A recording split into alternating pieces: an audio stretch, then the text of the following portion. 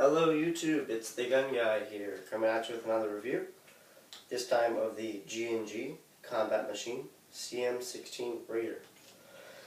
Name is a bit of a mouthful. This is a AEG, or all-electric gun. It's a starter gun for your basic airsofter. Just getting into the sport, this is a good first gun to get because it has plenty of upgrade parts. It's very light, easy to carry around, and has good performance for a cheap cost.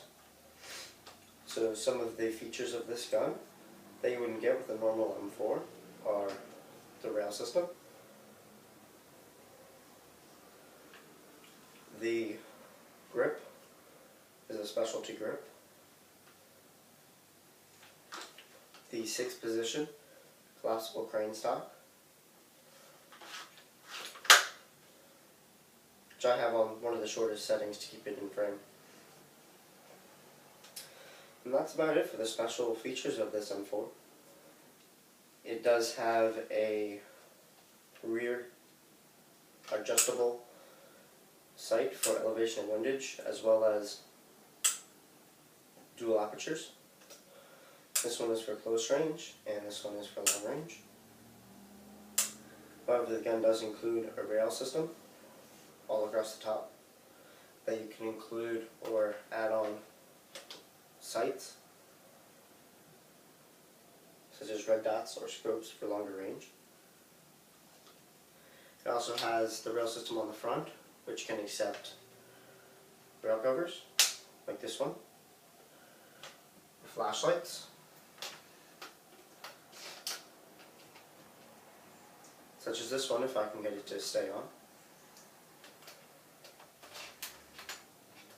And it apparently doesn't want to work right now. There we go.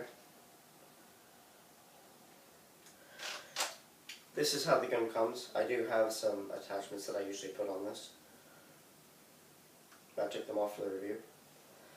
So, from front to back, it does have a plastic orange flash hider.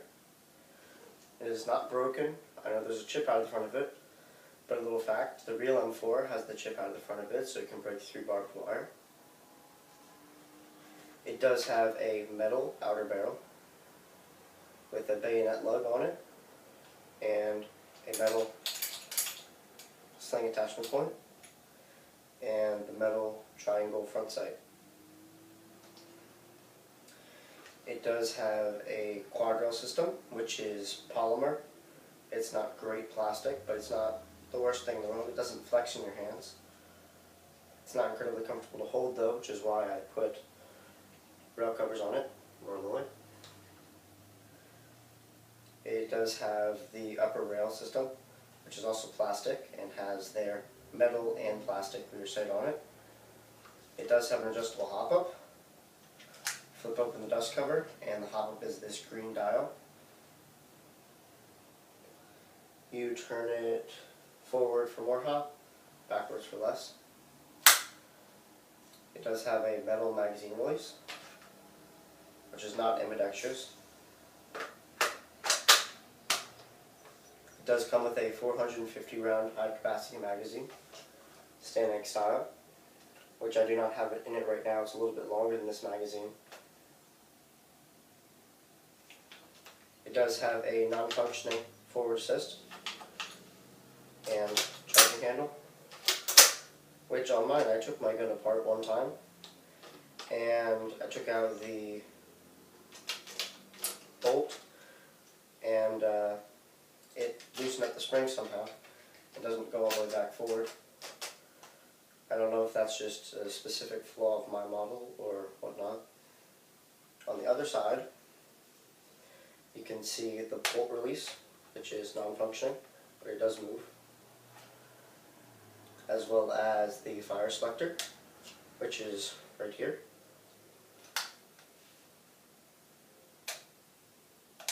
It does have a positive click as it moves in, unlike some of the other lower quality AEGs.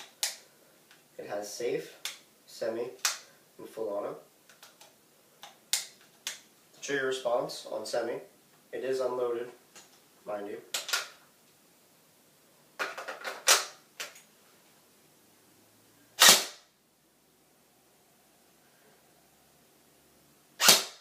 does have a little bit of a travel,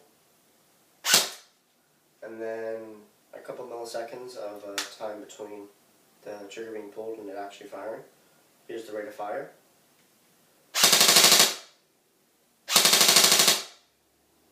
It's not incredibly good, not incredibly bad. It's kind of average. The grip that they include on this, right here, is not a bad grip. It's relatively comfortable, especially if you like that forward grip angle where it's kind of curved, kind of like how some of the Glocks have. It does have a 6-position collapsible buttstock, as well as a mount for sling. The stock tube is metal. In the stock, I have a 9.6 volt nunchuck style battery. To get to the battery, there are 2 nubs back here that you press in, take off the butt plate, and then there is a second little tab here. You can collapse your stock and take out your battery. And putting it back on is just the same thing in reverse. Top end goes in first, as it has a little hook here. Not incredibly difficult to do. Now the materials of this gun: the dust cover, the bolt release, the body pin, rear body pin, the fire selector,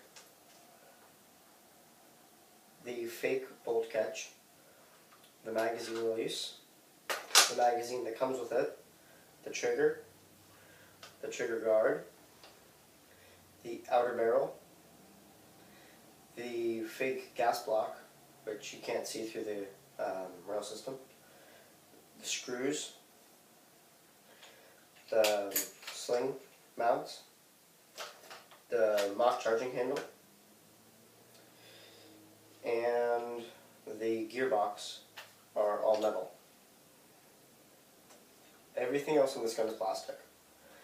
But when this gun costs around $140 for an AEG, which is not bad, it's a starter AEG, that's a relatively good price. This gun is not incredibly accurate, but it can hit targets up to, at my ranges at least, that I can get with outside my house. It was hitting within about a hand-size grouping at a good 50 to 75 yards, which isn't bad for a starter gun.